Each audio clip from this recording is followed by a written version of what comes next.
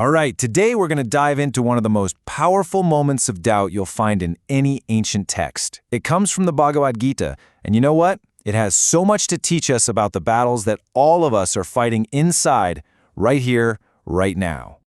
So have you ever felt that you're standing at this huge crossroads in your life, you've got a massive decision to make, and then boom, nothing. You're just completely frozen, paralyzed, can't move forward, can't go back, just stuck. And it's not just in your head, is it? It's a full body experience. Your mouth gets dry, your body starts to tremble, your mind just goes completely blank. It literally feels like you can't even stand up straight. It's just this total, overwhelming shutdown. Well, it turns out this feeling, this universal experience we all go through, the ancient texts actually have a name for it. They call it the Arjuna moment, and it's named after this legendary warrior who felt this exact same paralysis right before the biggest, most important battle of his entire life. Okay, so to really get this, let's travel back in time. Let's go to the source. Picture this. We're on the massive battlefield of Kurukshetra.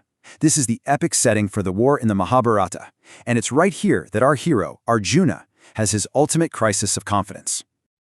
But here's the thing you have to understand about Kurukshetra. It's not just some historical place with armies and chariots. No. In this story, it's a powerful metaphor. It's the battlefield inside every single one of us. It's that inner space where our biggest hopes and dreams go head-to-head with our deepest, darkest doubts. And just listen to Arjuna's own words from the text. I mean, this guy is a warrior, right? One of the greatest of his time. And yet, he is completely and utterly overwhelmed. He's describing a total physical and emotional collapse. That right there, that's the Arjuna moment in its rawest form. So this is where it gets really interesting. The text forces us to ask a crucial question. Is this just a moment of weakness? Is he just failing? Or is it something else entirely? Let's dig in, because this story offers a completely different way of looking at it. Okay, this is where we flip the script. You see, our normal view would be to look at this and call it fear or paralysis or just plain old failure. But the Gita, it reframes the whole thing. That fear, that's actually awareness. That paralysis, it's a sign of readiness for a big change. And what feels like a total failure is really the first step in a powerful awakening. So the big takeaway here is this. That moment where you just break down, when you finally admit, I am lost, I'm confused, I'm scared, that is not a sign of weakness. It's the absolute first, most necessary step to get out of ignorance and start to truly understand yourself. So, let's bring this home. What does this ancient story have to do with you, right here, right now? Well, it's all about identifying your own inner battlefield, naming your personal, modern-day Kurukshetra. Look, your battlefield probably doesn't have armies and chariots, but I promise you the conflict is just as real, Maybe it's that career path you feel totally stuck on, or it could be a really difficult relationship you're in, or maybe it's just that constant nagging voice of self-doubt. Any major life choice that has you feeling, frozen. And the wisdom here is so simple but so powerful. You're never going to find peace by trying to ignore the chaos inside. Nope. The very first step towards getting to that peace is just having the courage to look at that inner mess and see it clearly for what it is. This gives us such a powerful mantra, a new way to think. Instead of fighting your confusion, of seeing it as this huge brick wall that's blocking your path, what if you saw it as a doorway, the very entrance you need to walk through to find real clarity? Okay, but wait, there's one more super fascinating layer to all this, and it's hidden right in the structure of the book itself.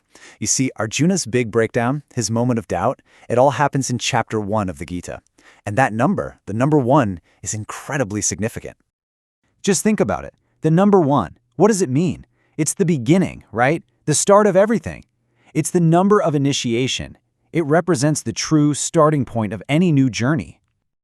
In numerology and symbolism, the number 1 is all about these huge concepts. We're talking about new beginnings, that spark of courage you need to take the first step, and really forging your own self-identity. It's basically the launchpad for all personal growth. And this reveals this beautiful, mind-bending paradox, doesn't it? Chapter 1 is supposed to be about leadership and courage, but it ticks off with a moment of absolute fear and total confusion. The lesson here is so profound. Real strength, real leadership, it doesn't start with some confident, heroic charge. It starts with the quiet courage to face your own vulnerability. So what's the takeaway? What's the first step you can take when you feel your own Arjuna moment coming on? It's actually really simple. You just pause and witness. That's it. Step 1, give a name to your confusion. Just identify what your inner battlefield is. And step 2, accept it. Don't fight it. See it as the doorway, not the wall. So let's end on this one thought. All those struggles we face, the challenges that feel like they're coming from the outside world, they're actually opportunities in disguise. Every single battle you fight is really a chance to win a victory inside yourself.